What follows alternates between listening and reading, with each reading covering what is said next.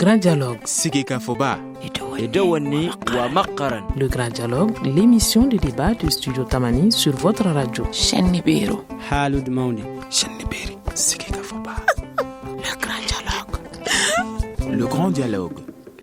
Mesdames et messieurs, bonsoir. 5 jours après l'attaque de l'hôtel Radisson, le sujet demeure toujours à la une de l'actualité, ce qui s'explique par plusieurs raisons. D'un, certains aspects de la tragédie restent encore à élucider. De deux, on a hâte de savoir l'évolution des enquêtes à cours. De trois, on voudrait également savoir quelles peuvent être les conséquences de cet événement sur la situation sécuritaire et économique du pays.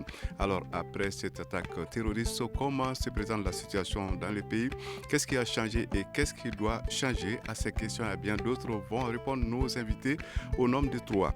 Le professeur André Bourgeot, directeur de recherche au CNRS à Paris. Aujourd'hui, il n'est pas au téléphone, il est bien là dans ce studio. Bonsoir, professeur. Bonsoir. Nous avons toujours dans ce studio Adam Cham qui est éditorialiste. Monsieur Cham, bonsoir. Bonsoir. Et nous avons comme troisième invité Baba Dakono, il est analyste. Monsieur Dakono, bonsoir. Bonsoir. À la présentation, Seydou Fomba. Studio Tamani. Auditrices, auditeurs, bienvenue. Cela fait 5 jours que les terroristes ont frappé au Mali en attaquant l'hôtel Radisson. Des victimes, il y en a eu beaucoup. Leur identification était en cours. On devrait pouvoir en principe en savoir un peu plus maintenant, non, Adam Cham? Oui, c'est maintenant qu'il y a le bilan officiel, c'est 21 morts, enfin 19 clients de l'hôtel ou employés de l'hôtel et puis les deux assaillants. Il paraît que les identifications sont en cours en ce qui concerne les deux assaillants. Mais pour le reste, c'est connu. On connaît le nombre d'étrangers, on connaît le nombre de Maliens, on sait qui était client de l'hôtel, qui faisait partie du personnel de l'hôtel. Donc, de ce point de vue-là, effectivement, on n'a pas perdu de temps. Baba Dakono. Oui, je rejoins Cham sur cette question. On n'a pas perdu de temps. Quelques heures après ce qui s'est passé au Radisson, des images ont été diffusées notamment par la télévision nationale. Les services de sécurité, les services d'enquête maliens ont été appuyés par d'autres services étrangers pour procéder à l'identification des assaillants. Voilà, aujourd'hui, les chiffres sont connus. On sait à peu près, en termes d'identification, bien sûr, qui étaient les victimes parmi les clients, le personnel de l'hôtel et aussi qui étaient les assaillants, même si sur la question du nombre d'assaillants, les témoignages sont parfois contradictoires. Voilà, sur le nombre des assaillants, on sait ceux qui sont restés, mais était-ce tout ce qui était à l'hôtel comme assaillants? Professeur Bourgeot, le nombre de victimes est assez élevé et parmi elles, assez de personnes expatriées. Oui, je voudrais faire observer dès le début que l'évolution de l'enquête s'est faite quand même assez rapidement. Avec les chiffres que vient de donner Adam, c'est extrêmement précis. Et ça va à l'encontre de ce qui s'est écrit dans la presse malienne, où on parlait de 27 morts, entre 21 et 27, entre le nombre d'assaillants qui, quelquefois, on disait 2, 3, 4, enfin avec des imprécisions assez importantes. Donc maintenant, on peut considérer que les chiffres qu'a avancé Adam sont les chiffres officiels. Oui, je crois que le bilan est stabilisé. Les Nations Unies ont prêté aux Nations Unies, une radio internationale plus une agence de presse internationale prêtée aux Nations Unies d'avoir dit un peu tard dans la journée du vendredi qu'il y avait 27 morts, mais les Nations Unies le lendemain ont rejoint le bilan officiel présenté par le Mali qui était de 21 morts. On va à présent nous intéresser aux circonstances de l'attaque. Les circonstances de l'attaque sont-elles suffisamment claires à présent, Adam Cham? Alors non, ça, franchement, je ne sais pas. Il y a des éléments que nous n'avons pas. Dakono l'a dit, nous ne savons pas quel était le nombre des assaillants, nous ne savons pas le déroulé exact des opérations, ni de l'attaque de l'hôtel, ni de sa libération. Nous ne savons pas les heures, et ça, c'est extrêmement important pour reconstituer la journée. Adam, disons Baba Dakono, oui.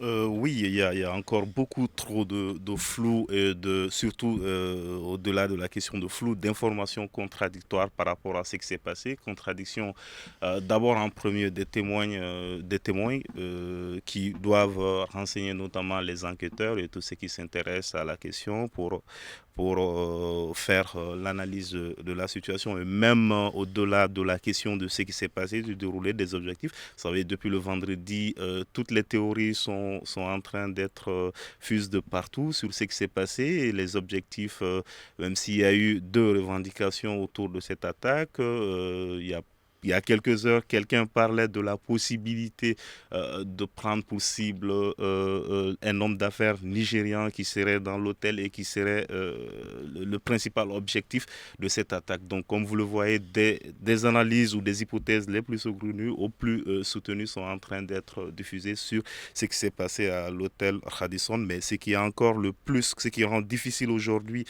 l'analyse et la tâche des enquêteurs, c'est surtout les informations contradictoires qui viennent souvent de témoins par rapport à ce qui s'est passé au Radisson.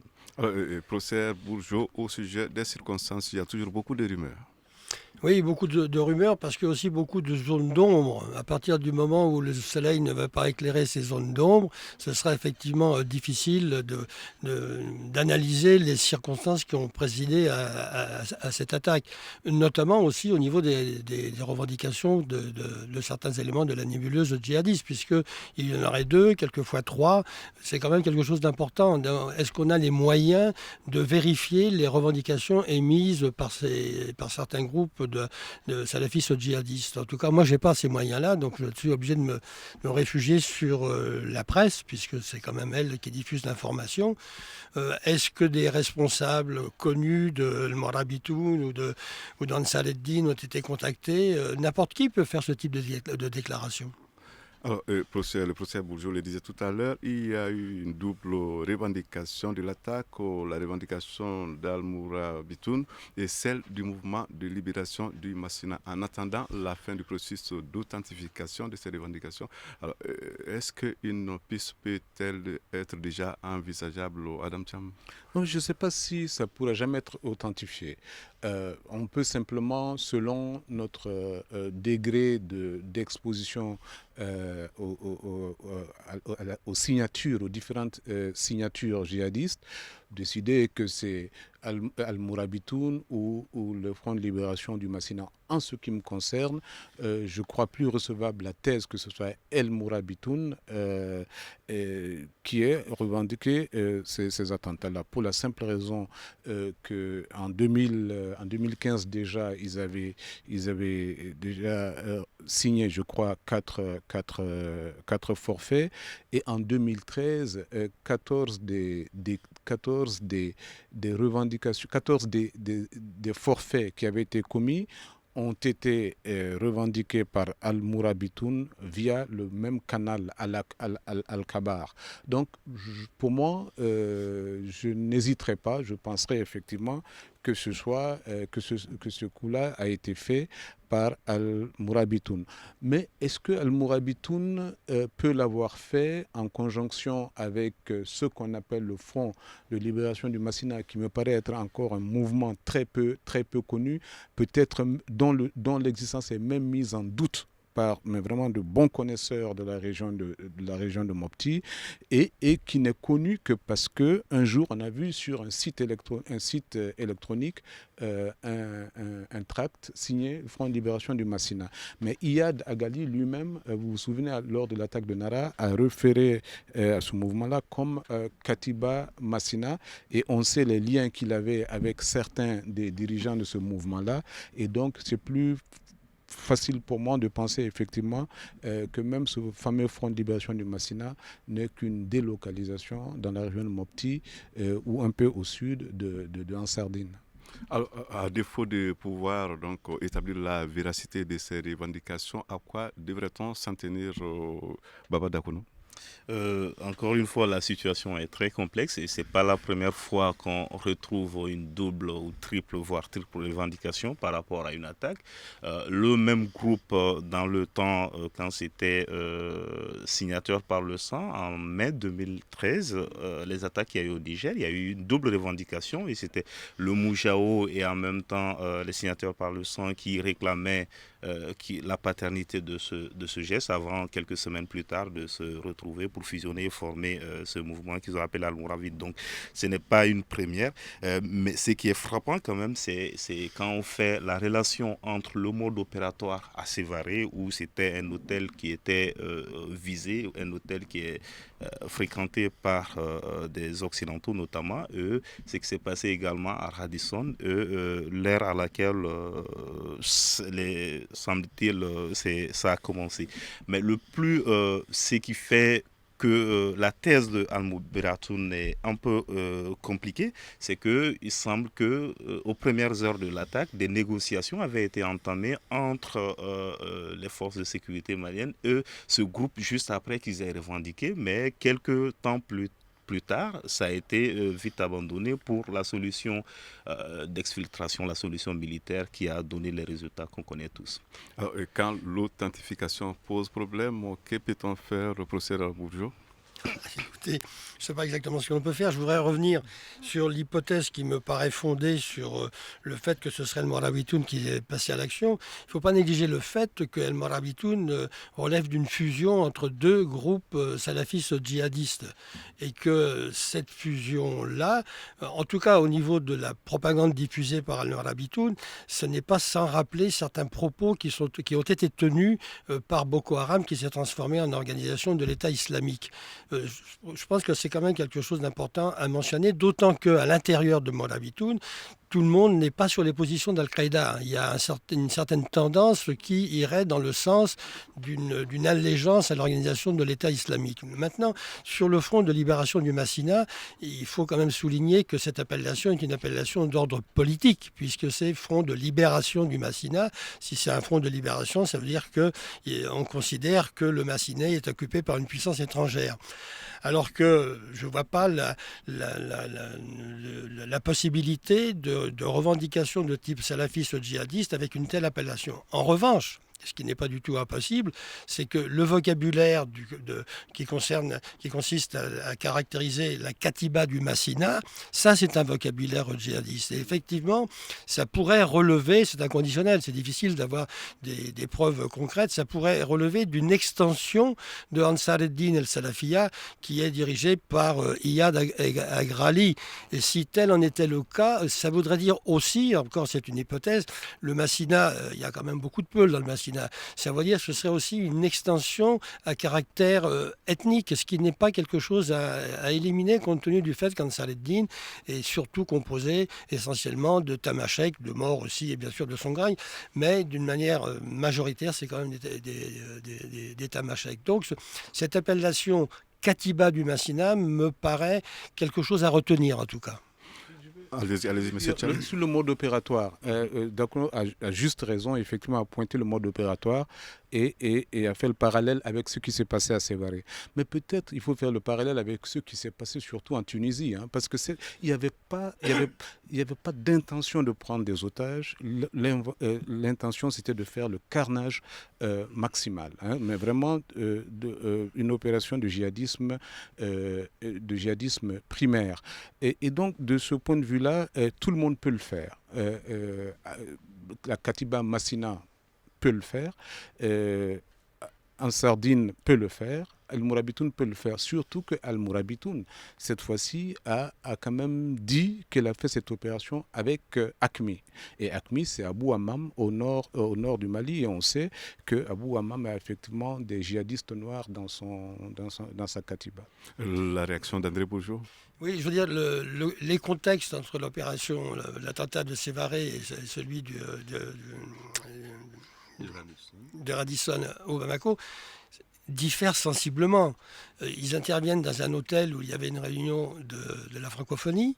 Ils interviennent dans un contexte où le président de la République était à N'Djamena pour une réunion organisée par le G5 Sahel. Donc là, on voit bien aussi qu'il y a un impact politique beaucoup plus grand que dans le cas de Sévaré. Je crois me rappeler aussi que quelques jours avant l'attentat, il y a eu au Radisson une table ronde organisée autour de l'islam. Donc vous voyez, si vous conjuguez ces trois aspects-là, ça a des connotations politiques beaucoup plus importantes que celles de Sévaré. Il est donc 18h30. Dans quelques secondes, nous allons observer une première petite pause. Vous écoutez Studio Tamani. Votre avis nous intéresse. Écrivez vos commentaires et suggestions sur la page Facebook et dialoguez avec nous. Studio Tamani, c'est aussi les réseaux sociaux. L'attaque de l'hôtel Radisson, l'évolution des enquêtes, les conséquences de cette tragédie, c'est le sujet du grand dialogue de ce mercredi. Pour en parler, nous avons trois personnes dans ce studio. André Bourgeot, qui est directeur de recherche au CNRS en France, Adam Cham, éditorialiste, et Baba Dakono, qui est analyste. À présent, nous allons nous intéresser aux enquêtes qui sont en cours. Aujourd'hui, on parle d'un fusil AK-47 qu'on est en train d'étudier minutieusement. On parle quand même de la recherche des complices. Alors, comment évoluent les enquêtes, Adam Thiam, selon vous? Bon, j'en sais rien. Je lis la presse, on dit que les Kalachnikov vont parler. Il paraît qu'ils ont pris le douille, etc. Mais il faut dire que c'est extrêmement important que nous ne soyons pas dans les conjectures. L'enquête, c'est le procureur qui doit en parler, c'est le procureur qui doit nous en informer. Et moi, je m'en tiendrai à cela. Mais vous sentez que ça évolue? En voyant le journal télévisé, et qui a quand même, en voyant leur thème, qui a quand même une fois n'est pas coutume, assez bien couvert cet événement, on a l'impression effectivement que même cette enquête avance, même s'ils ne nous disent pas où ils en sont. En lisant la presse, on a l'impression que l'enquête avance. Et je crois que ce qu'il faut faire, c'est effectivement laisser le procureur nous édifier. Baba Dakono, qui a d'ailleurs fait une déclaration qui informe sur l'évolution du mieux autant que faire se peut de l'évolution de cette enquête. Donc ce qui est important aussi, c'est ce qui se passe depuis le vendredi, c'est l'importance de la rumeur qui est en train de prendre le dessus sur ce qui se passe véritablement, sur les attaques, sur le dénouement, sur l'enquête. Donc il est important aussi que les gens se ressaisissent pour ne pas brouiller au maximum les informations, la poursuite de l'enquête. Je pense que, comme Adam l'a dit, c'est ce devoir d'information sur l'évolution de l'enquête incombe au procureur. Je pense qu'il est en train de le faire. Alors, l'étude minutieuse des AK-47, les deux fusils, selon vous, André Bourgeot, est-ce que ça pourra révéler quelque chose par rapport à ça? J'ai pas de compétences particulières sur les AK-47.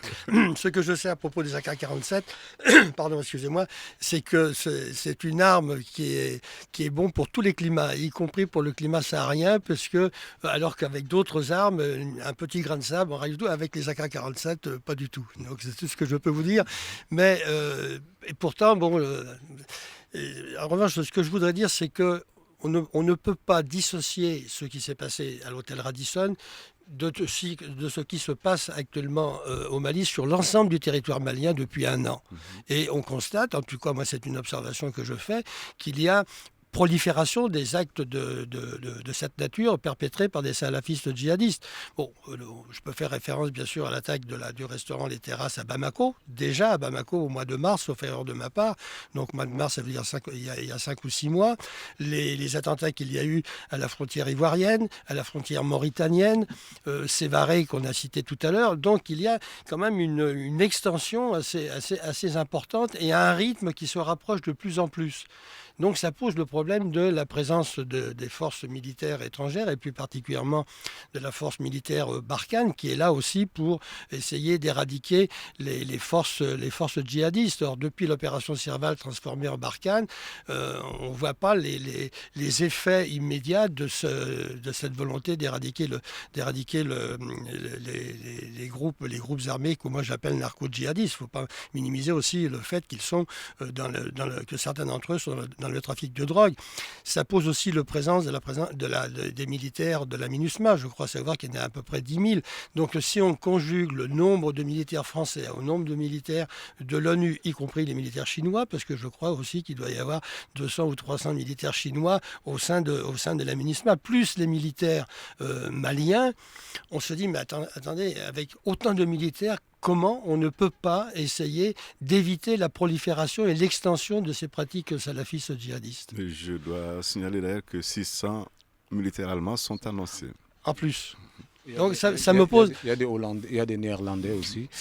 Il y a des Néerlandais. Mais André, j'essaie de voir un peu sur Wikipédia la liste des attaques au Mali. Donc, il y a du 26 janvier 2013 au 11 novembre 2013, il y a eu 17 attaques. Pour toute l'année 2014, je crois qu'il y a eu 7 attaques et jusqu'à présent en 2015, il y a eu 5 attaques. Je crois que ce qui s'est passé, c'est que la cible a sensiblement bougé. En 2013, on attaquait simplement les forces françaises, les forces armées maliennes, les troupes onusiennes. Et maintenant, c'est vraiment des cibles molles, soft target comme on dit. On va dans un hôtel, ce n'est pas un objectif militaire. L'objectif est politique, on fait le maximum de carnage. C'est ce qu'on a fait à la terrasse, c'est ce qu'on a fait à Byblos, c'est ce qu'on a fait à Radisson. Mais si on regarde dans le fond, effectivement, le nombre des attaques a régressé par rapport à 2013. Oui, allez-y. Et si je peux rajouter la chose, c'est que l'élément quantitatif n'explique pas tout, mais en revanche, l'élément qualitatif que vous soulignez, il a quand même une expression beaucoup plus importante que les 17 attaques de 2012-2013. C'est ça qui me paraît très important. Donc ça veut dire que les salafistes djihadistes ont des capacités d'adaptation et de développer de nouvelles stratégies par rapport justement à ce qui s'est passé, ce qui a eu lieu dans le passé. J'en veux pour preuve que la notion qui me paraît pas tellement pertinente de guerre asymétrique ne relève pas des réalités du comportement des salafistes djihadistes, y compris au début. Ensuite, et quand ils ont été partiellement défaits militairement, ils ont procédé à des harcèlements. Et ce harcèlement que vous décrivez et combien vous avez annoncé d'attaques. Maintenant, c'est plus du tout le cas. C'est-à-dire qu'il y a une véritable stratégie qui s'inscrit dans un contexte mondial où il y a de plus en plus d'attaques de cette nature. Bon, on ne peut pas non plus dissocier ça de ce qui s'est passé dans le Liban du Sud, de l'avion russe qui explose en plein vol, bien sûr l'attaque de l'organisation de l'État islamique à Paris et Seine-Saint-Denis, récemment encore. Donc il y a quand même une prolifération, un rapprochement d'attaques de type djihadiste qui s'exprime de plus en plus. Adam Cham le disait, la cible qui change. Baba Dakono, vous êtes analyste. Comment vous expliquez cela? Bon, mais avant, je voudrais quand même réagir sur ce qui vient d'être dit. Je pense que la dernière partie donne la réponse en fait à la question en fait qu'on ne peut pas donner. C'est pas la présence militaire, on aurait eu Barkhane en plus, on aurait eu Africom, on aurait eu toutes les armées du monde. Ça ne peut pas être la réponse contre la prolifération de ces groupes terroristes et leur capacité de nuisance parce qu'ils ont une très forte capacité d'adaptation au contexte. Nous avons vu à un moment où c'était tel ou tel qui était quand même identifié comme potentiel djihadiste, mais maintenant, avec cette capacité de recruter au sein des communautés, et ce qui s'est passé au Mali, que ces mouvements aient proliféré et qu'ils aient pu quand même faire cette radicalisation d'importants jeunes. Donc ça rend plus difficile cette lutte contre le terrorisme et je ne suis pas sûr que les réponses qu'on est en train de donner aujourd'hui sont les meilleures réponses, notamment renforcer cette présence militaire sans prendre en compte tout ce qui est à l'origine, tout ce qui a contribué. Tout de suite, il l'a rappelé, c'est que le front de libération... Il faut un travail en amont, c'est cela? Il faut un travail en amont, il faut plus que ce qu'on est en train de vendre aujourd'hui. Il a parlé de front de libération du Massina. Donc à l'origine, on a une revendication politique qui est là, même si on peut ne pas prêter toute l'objectivité à cette revendication. Mais ce qui est sûr, c'est que la prolifération des mouvements djihadistes est construite sur des questions qui sont économiques, des questions qui sont sociales et des questions qui sont ancrées dans nos pratiques, eux qui sont soutenus par les défaillances qui sont exploitées par les défaillances dans nos modes de gouvernance. Je ne parle pas seulement du Mali, je parle de l'Europe, je parle de toutes les puissances. Mais ce qui est important aussi qu'il faut rappeler, c'est que dans la lutte contre le terrorisme, on voit plus les effets, par exemple, ce que je disais la dernière fois, quand un attentat est déjoué, tout de suite, on ne voit pas l'effet parce qu'on est parvenu à déjouer. Donc, il faut également garder à l'esprit que dans cette lutte contre le terrorisme, on est plus ému quand on a une attaque ou un attentat qui arrive à terme. Quand on parvient à l'avorter, on ne sent pas tout de suite les effets de l'efficacité de cette lutte, même si je suis d'accord que la réponse qui est donnée aujourd'hui n'est pas la meilleure réponse face à cette menace. Alors, le pays est en état d'urgence. Est-ce qu'on peut déjà savoir si cette mesure est à même de produire des effets, Adam Cham? J'en sais rien. Le président de la République a le droit de déclarer l'état d'urgence. Dans tous les pays, c'est comme ça que ça se fait. J'espère que nous n'avons pas procédé que par mimétisme, mais je suis d'accord. C'est-à-dire, quand tu décrètes un état d'urgence, il y a des choses à faire. Est-ce que nous pouvons réaliser toutes les prescriptions d'un état d'urgence? Ça, je n'en sais rien. Baba Dakono? Je pense que dans notre contexte malien, état d'urgence doit rimer avec disposition en termes de communication avec les populations. Comme Adam, il ne faut pas que ça soit juste un phénomène de mode. On est dans une communauté où les gens ont plus ou moins un degré de tolérance acceptable, parce que qui parle d'état d'urgence parle de limiter, de restrictions dans les libertés individuelles. Donc cette mesure doit également s'accompagner de mesures parce que voilà, nous n'avons pas encore 20 ans, 50 ans de pratique démocratique. Les gens doivent s'habituer et doivent connaître la portée des décisions qui sont prises, pour quel effet.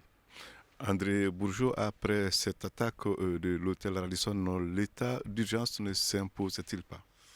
Je pense qu'en termes de décision politique, c'était un minimum que le président de la République devait prendre, sans pour autant faire de mimétisme par rapport à la situation en France. Mais effectivement, le problème de l'état d'urgence, c'est quel est le contenu concret de l'application de cet état d'urgence et est-ce que l'État malien a les moyens techniques, militaires, policiers pour faire appliquer cet état d'urgence. Et encore une fois, je ne pense pas que ce soit uniquement avec des mesures sécuritaires que l'état d'urgence peut être appliqué. Enfin, j'aurais terminé là-dessus, c'est que dans cette situation, il me paraît nécessaire de quitter la relation émotionnelle. On est dans des situations d'émotion qui font en sorte que c'est pas très sain que d'agir au niveau de l'émotion. En revanche, on devrait pouvoir réfléchir, analyser les causes qui ont conduit à cette situation. Et une des causes quand même qui ont conduit à cette situation, que vous le vouliez ou non, c'est quand même des conséquences directes de l'intervention militaire franco-britannique et celle de l'OTAN en Libye. On voit dans quel état se trouve actuellement la Libye. On sait que l'extrême sud libyen est aussi le nid, le repère des djihadistes qui vont se refaire une santé quand ils ont été un petit peu malades au Mali. Donc s'il n'y a pas de volonté politique pour s'atteler aux causes politiques, sociales et économiques, on pourra toujours prendre des décisions de cette nature-là.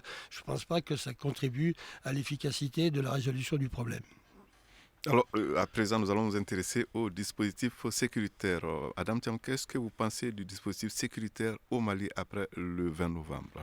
Je pense qu'on a un grand déficit. Déjà, c'est au niveau de la culture de la sécurité. Pour quelqu'un qui a vécu, par exemple, en Éthiopie, imaginez-vous, malgré la proximité de la Somalie, il n'y a jamais eu d'attaque terroriste à Addis Abeba. Mais c'est simplement parce qu'il y a un maillage, tel que c'est extrêmement difficile de planifier quoi que ce soit.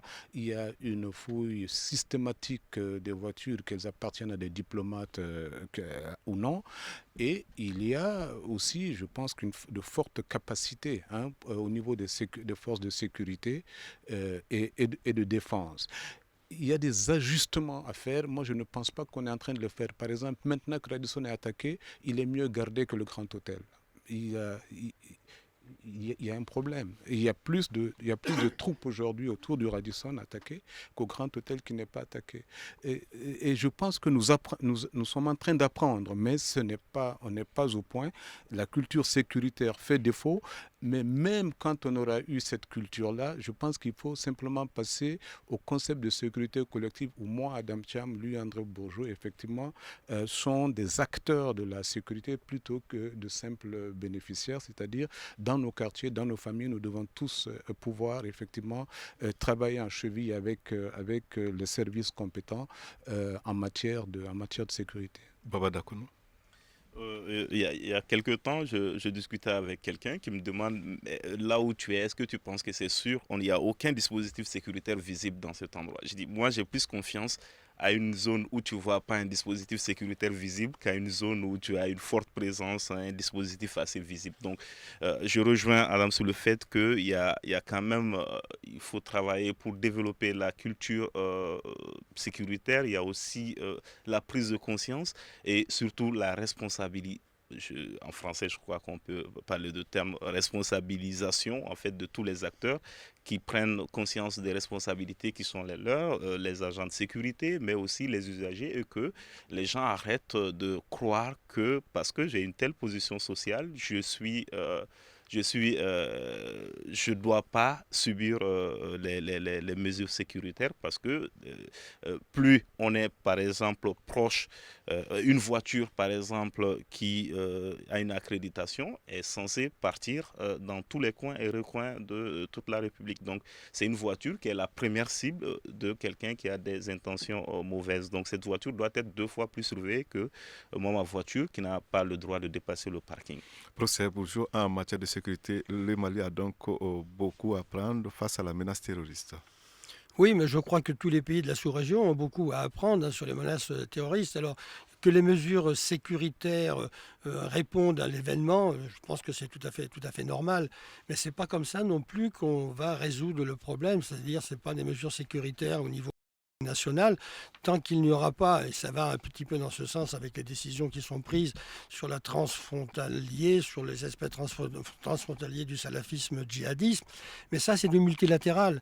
Jusqu'à présent, on n'a pas vu les effets positifs du multilatéral. Alors la question que je me pose et que je pose aux auditeurs, c'est est-ce qu'il ne faudrait pas revenir au fait de conforter, de consolider les relations bilatérales, parce que ça concerne aussi fondamentalement les relations bilatérales, dans une approche multilatérale.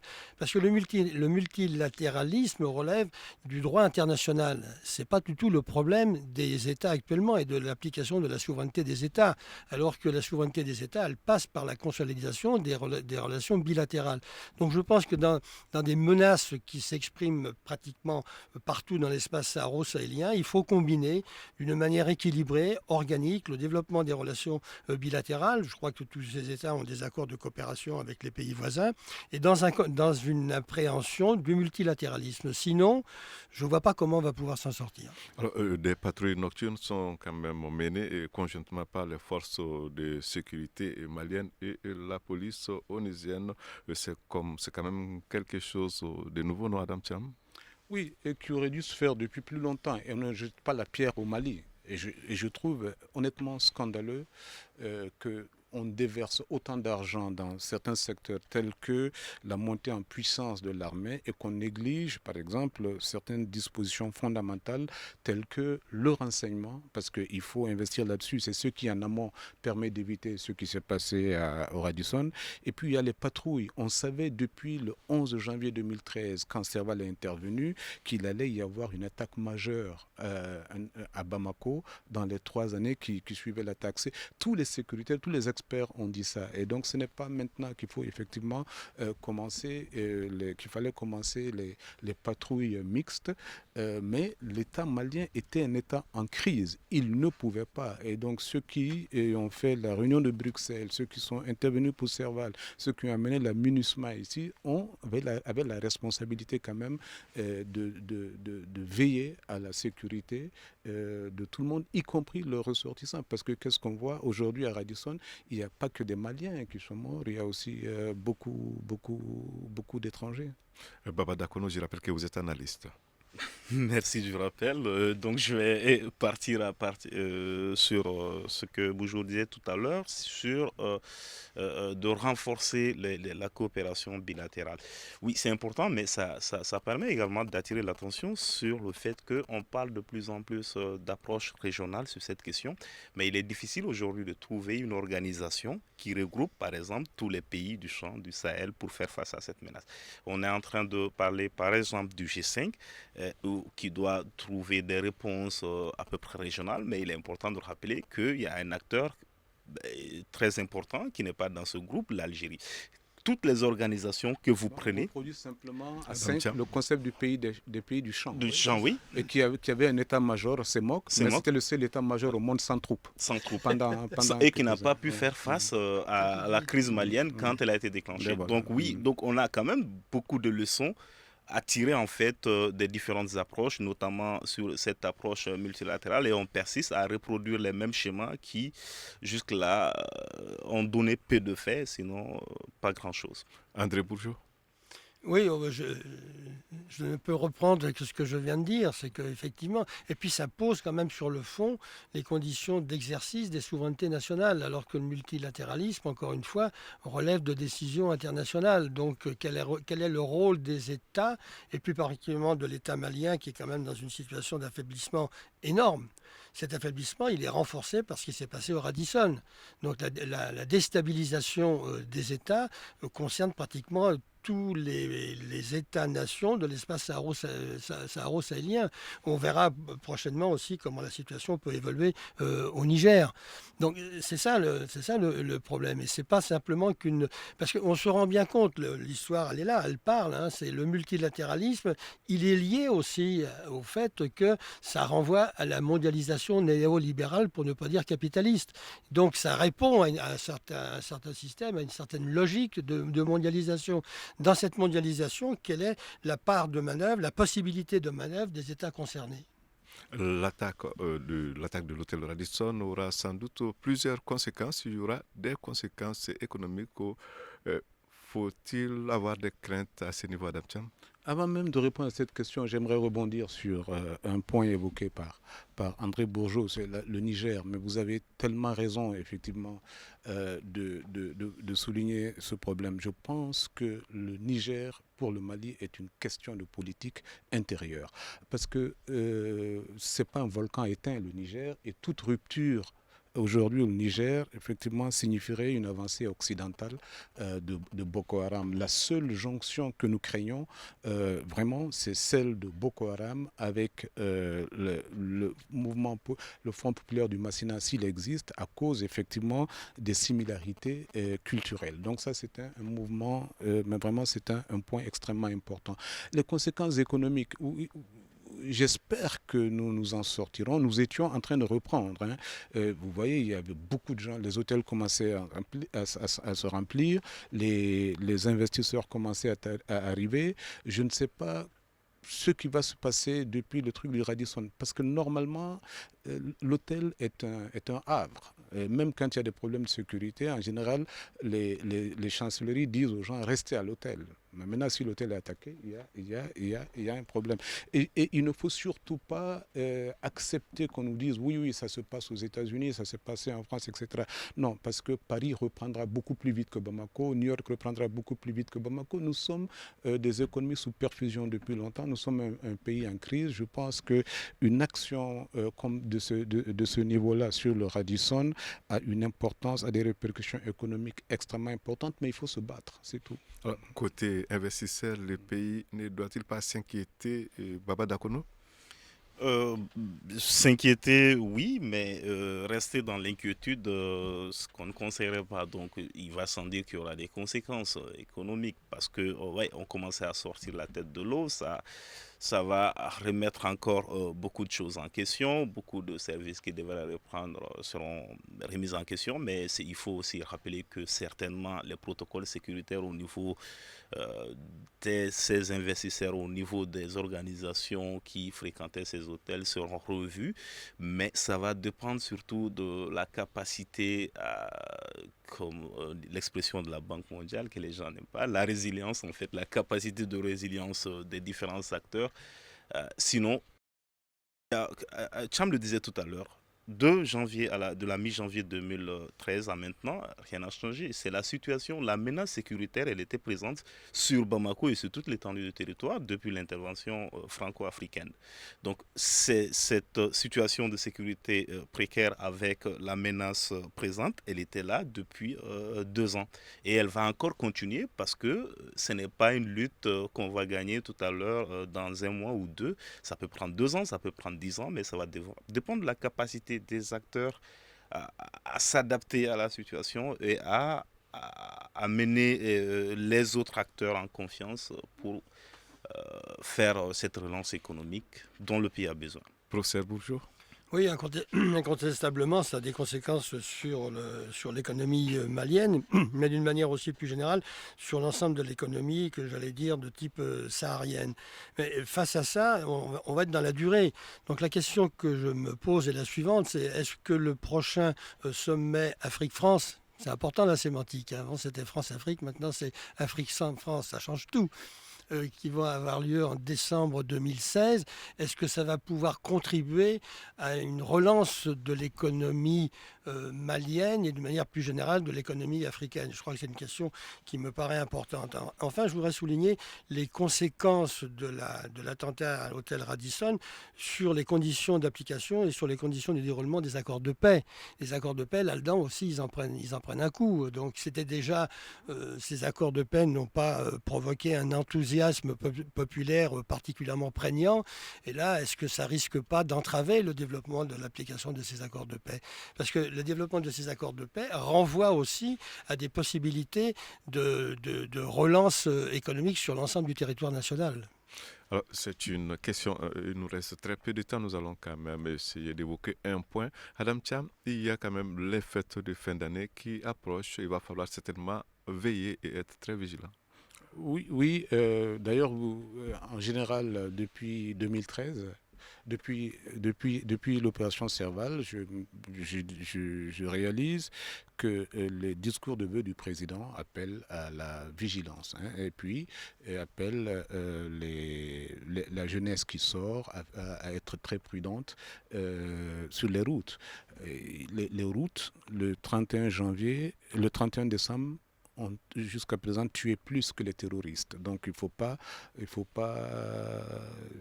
sur ce plan-là créer plus de psychose que ce n'est nécessaire. Je pense simplement, et c'est dommage, il suffisait qu'il y ait 5 hommes armés, 10 hommes armés, pour garder le Radisson, qui est quand même un symbole de notre sortie de crise, pour qu'il n'y ait pas ça et que nous n'ayons pas effectivement à repartir presque de zéro. Baba Dakono.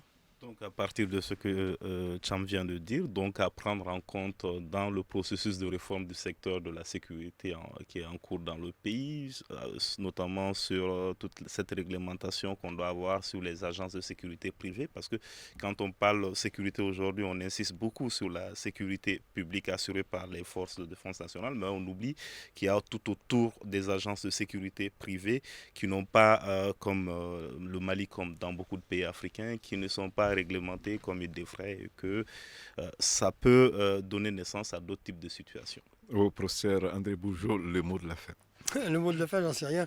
Vous posiez la question des fêtes de fin d'année.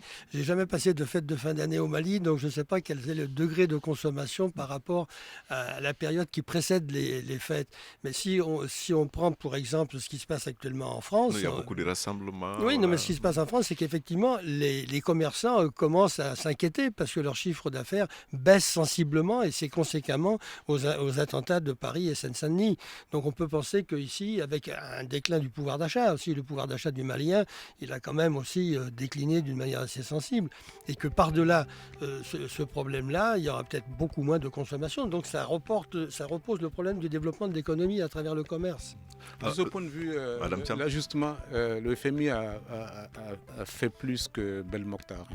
Concernant la baisse du pouvoir d'achat. Expliquez-nous. Non, mais ouais. Expliquez-nous.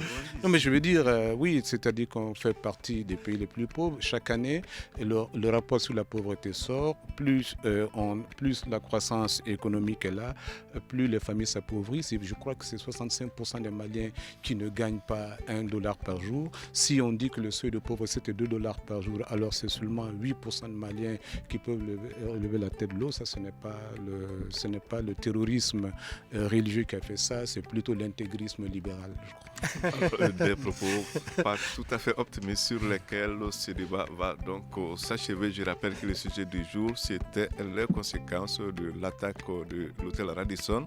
Comme invité, nous avions le professeur André Bourgeot, qui est le directeur de recherche au CNRS en France. Pour une fois, il n'était pas au téléphone, il était en direct dans ce studio. Baba Dakono, qui est analyste, était également là.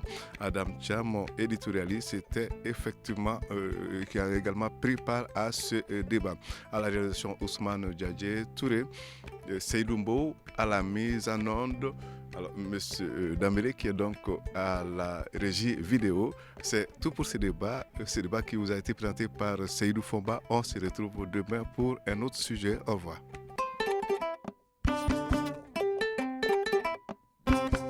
Le grand dialogue. Sigika Foba. Le grand dialogue, l'émission de débat du studio Tamani sur votre radio. Shenibiro. Halud Maondi. Shaniberi. Sigika Foba. Le grand dialogue. Le grand dialogue.